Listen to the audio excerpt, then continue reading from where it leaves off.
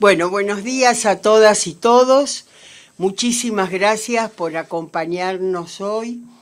Como ustedes lo saben, ayer el ministro de Economía, Sergio Massa, hizo una serie de anuncios que integran lo que hemos denominado un programa de fortalecimiento de la actividad económica y el ingreso. En el marco de esos anuncios está nuestra convocatoria esta mañana para profundizar en los aspectos que tienen que ver con el fortalecimiento de los ingresos de las trabajadoras y trabajadores del sector privado, del empleo público y de casas particulares. Como lo señaló ayer el ministro Massa, en relación a las trabajadoras y trabajadores de casas particulares, la decisión es disponer el pago de una suma fija de 60.000 pesos en 2 cuotas de 30.000 que deben ser abonadas con los salarios devengados de los meses de agosto y septiembre, es decir, que van a ser abonados durante los meses de septiembre y octubre. Esa suma fija es no remunerativa. Y como el proceso de la negociación paritaria en ningún momento se interrumpe, se establece con claridad que esa suma fija es absorbible por esa negociación paritaria. A su vez, en este caso, se establece también que el esfuerzo por el pago de esta suma fija, cuyos beneficiarios son aquellas trabajadoras y trabajadores que al mes de agosto tengan un salario neto de hasta 400.000 pesos, tenga un esfuerzo compartido en el caso de las micro y pequeñas empresas. En el caso de las microempresas será absorbido 100% por el Estado a través de las cargas patronales. Y en el caso de las pequeñas empresas será absorbido hasta un 50% también a través de las cargas patronales. Medianas y grandes empresas, es decir, a partir aproximadamente de los 100, 110 trabajadores en adelante, depende del sector, etcétera, debe ser absorbido por la parte empleadora.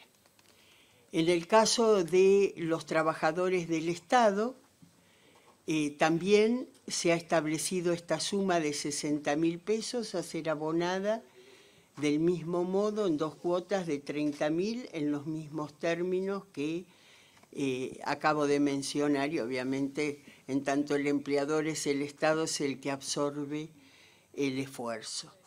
Y en el caso de las trabajadoras de casas particulares, esa suma es de 25.000 pesos a ser abonada en 2 cuotas de 12.500 pesos. Y esto tiene también un esfuerzo compartido para aquellos empleadoras o empleadores que tengan un ingreso neto, habíamos dicho bruto de 2 millones, pero es mejor establecer un parámetro de ingreso neto de 1,5 millones de pesos, y además también va a haber un cruce desde el punto de vista patrimonial. Quedan excluidos aquellos sectores patronales que tributaron el impuesto a los bienes personales en el año 2022. En todos los casos, esta suma fija es proporcional a la cantidad de horas trabajadas.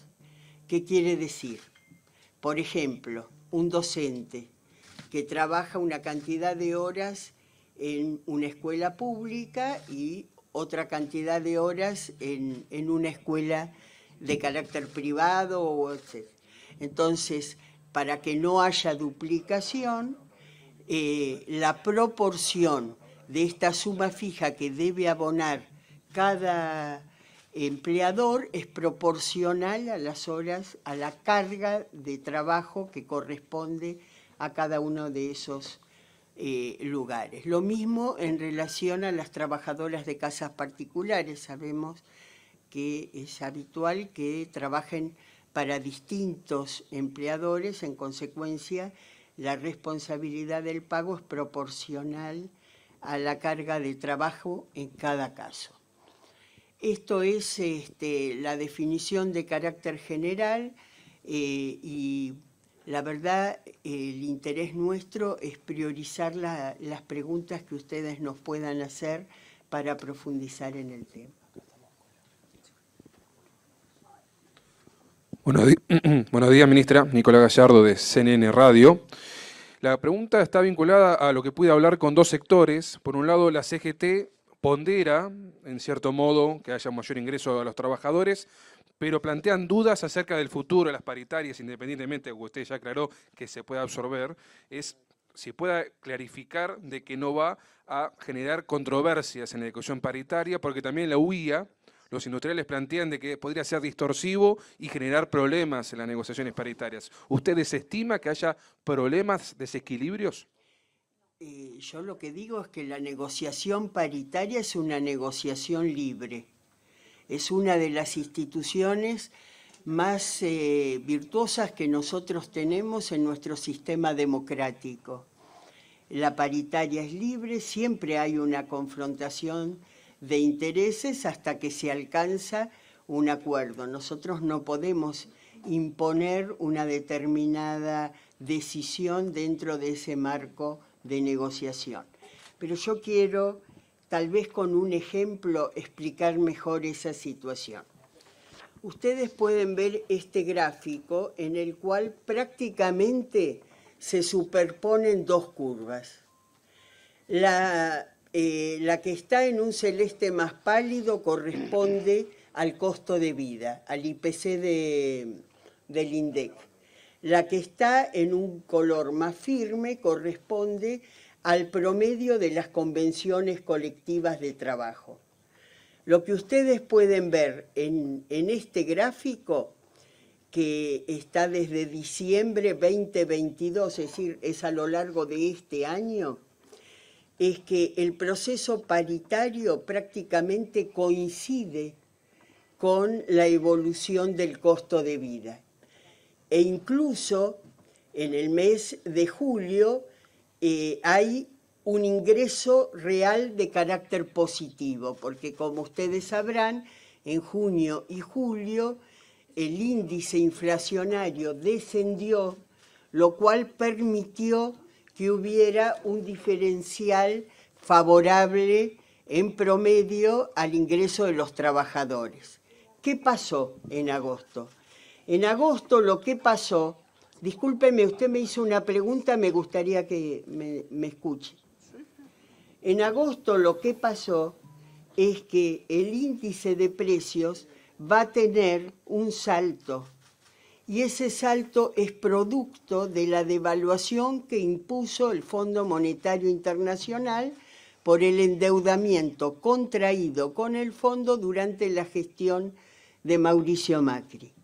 Lo que estamos haciendo con esta suma a pagar en 2 meses es que ese salto que va a dar el índice de precios en el caso de las trabajadoras y trabajadores de menos ingresos no lo tengan que absorber esos trabajadores, sino que tengan el auxilio de un ingreso adicional para poder compensar ese salto que se va a dar.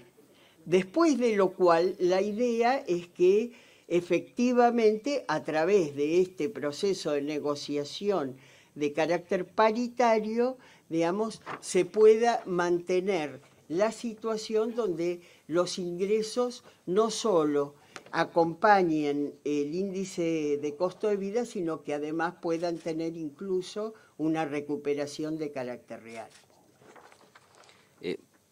Buen día, Pablo Gagliano de Radio Continental. Usted elencó los montos de estos bonos que van a dar. Quiero saber a partir de cuándo se van a cobrar y si le puede reiterar o explicar mejor si van a ser absorbidos en el sueldo, van a formar parte del aguinaldo. Muy bien. Desde el punto de vista del cobro, lo que estamos disponiendo en el DNU es que en el caso del devengado de agosto, abonar en septiembre, tiene que abonarse dentro de los 15 días hábiles al inicio del mes. Es decir, dentro de las 3 primeras semanas del mes de agosto. Sabemos que en muchas empresas el proceso de liquidación de sueldos ya está en marcha o se ha realizado. En esos casos deberán hacerlo por la vía de un recibo complementario. Y lo mismo en relación al devengado de septiembre, que debe abonarse con los salarios de septiembre durante el mes de octubre. ¿La otra consulta? ¿Pasa el aguinaldo o lo absorbe el sueldo? Mirá, eso va a quedar en la negociación de carácter paritario, digamos.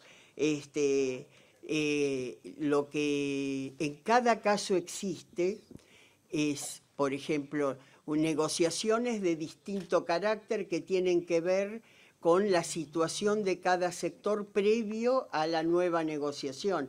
Hay sectores que vienen adelantados, hay sectores que necesitan de un impacto mayor. Bueno, eso es una negociación entre las organizaciones de trabajadores y las organizaciones de la parte empleadora, digamos. Ellos van a determinar de qué manera continúa el proceso paritario. Lo que yo quiero aclarar es que históricamente las paritarias negociaban periodos de un año.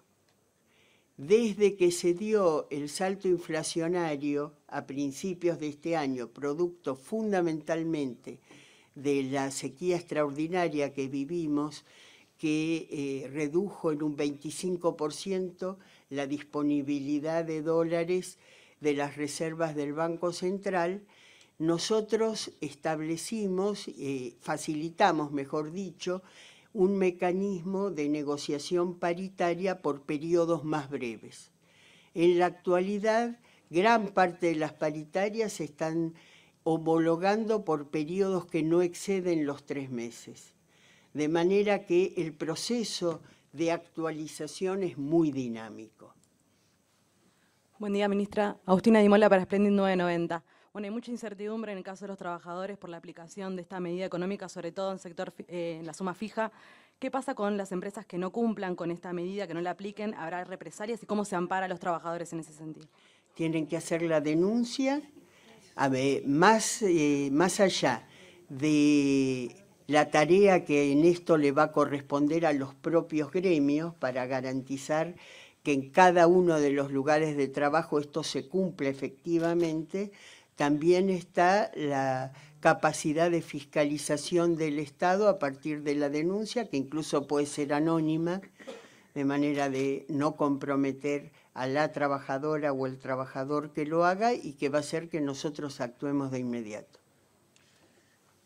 ¿Qué tal? Buenos días, ministra. Fabián Wallman, de FM La Patriada. En la previa de estas medidas, una de las discusiones fundamentales estaba centrada en, por ejemplo, las intendencias de todo el país, cómo iban a hacer para resolver ese tema algunos distritos, si hay ya diálogo con las provincias, con los gobernadores, para que efectivamente los trabajadores que dependen de cada uno de estos territorios, no son nacionales, puedan acceder también a estas bonificaciones. Sí, efectivamente.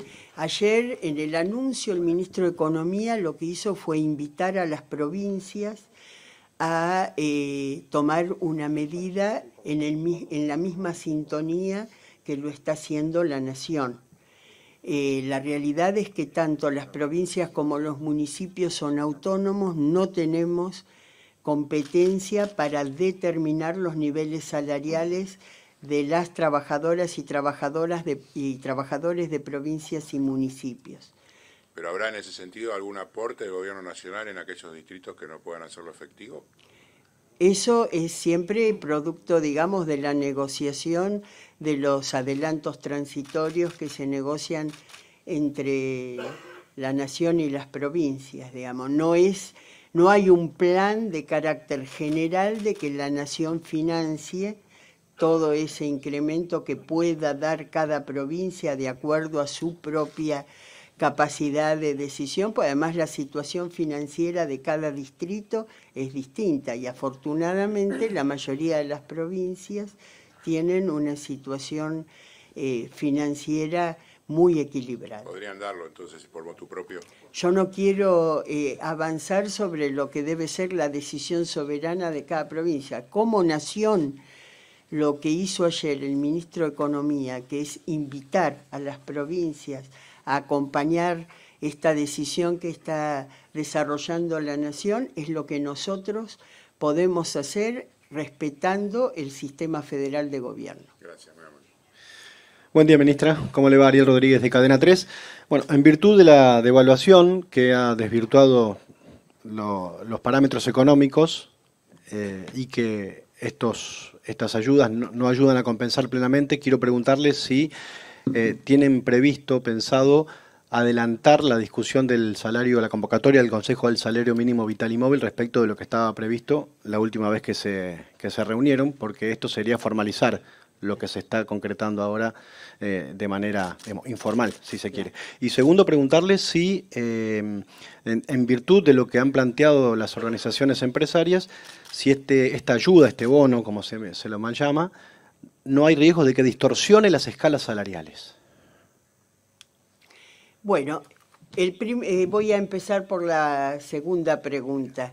Este bono, que en realidad es una suma fija a ser abonada en 2 cuotas de 30.000 pesos cada una, en el caso de trabajadoras y trabajadores del sector privado y del sector estatal que perciban un salario neto devengado al mes de agosto de hasta 400.000 pesos, efectivamente favorece a los salarios que están más deprimidos.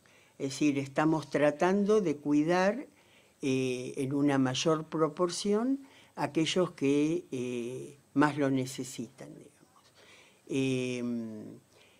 Con relación al otro aspecto, que es el de los planes sociales, que son hoy fundamentalmente sobre lo que impacta la definición del salario mínimo vital y móvil, no vamos a adelantar el índice previsto de ajuste al mes de septiembre porque ya se ha dispuesto junto a estas medidas un incremento de los planes sociales y de la tarjeta alimentar, en cuyo detalle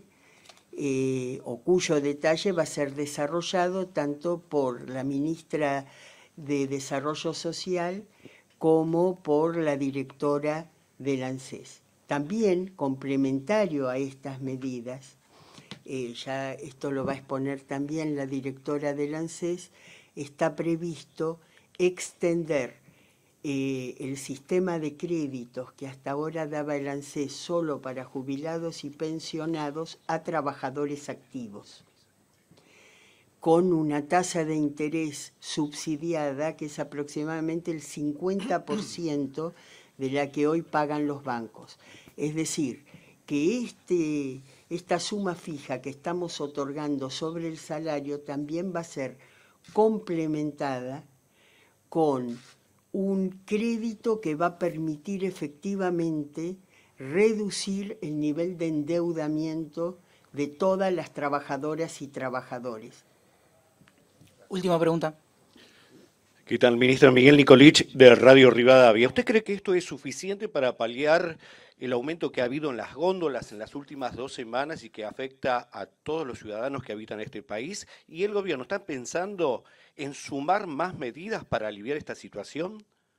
Bueno, yo me estoy refiriendo en este momento a medidas que están focalizadas en los ingresos de las trabajadoras y trabajadores del sector privado, estatal y casas de familia. Hay muchas más medidas, entre ellas en relación a los precios. Usted sabe que hay una negociación para retrotraer los precios y no autorizar un incremento de más del 5% mensual en los próximos 3 meses, y para eso también el gobierno ha dispuesto una batería de medidas de carácter impositivo, etcétera, destinada a cerrar esos acuerdos, igual que con combustibles, que no va a haber ningún incremento después del anunciado por 90 días. Es decir, como usted bien señala, acá esto que estamos anunciando hoy en relación a los ingresos se tiene que completar o complementar con la política que venimos desarrollando, con responsabilidad primaria en el Ministerio de Economía, de que los precios se retrotraigan y no crezcan más allá de los acuerdos de precios que se están renovando y que ya abarcan más de 400 empresas que los han suscrito. ¿No le teme al desabastecimiento? Mira, hasta ahora siempre se han difundido un montón de fantasmas y muchas veces esos fantasmas se difunden para promoverlos. Nosotros tenemos capacidad de actuación, tenemos una capacidad de diálogo y negociación permanente tanto con el sector de los trabajadores como del sector empresario, y pensamos que podemos trabajar todos juntos por el bien común.